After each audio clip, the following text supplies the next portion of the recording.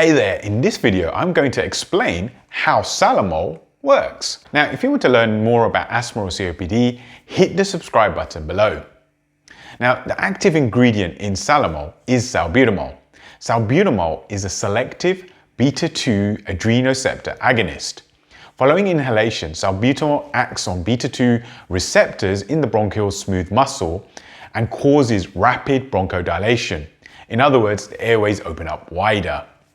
It has its effect within a few minutes and can last for 4 to 6 hours. So what dose should you use of Salamol? Well, before I talk about this, if you're involved in asthma reviews, I'd recommend you check out my top tips on carrying out an asthma review. It's free and it's based on my experience carrying out over 1,000 asthma reviews. You'll find a link in the description below. Now, if you want to learn about what dose of Salamol to use, I'd recommend you check out this video over here.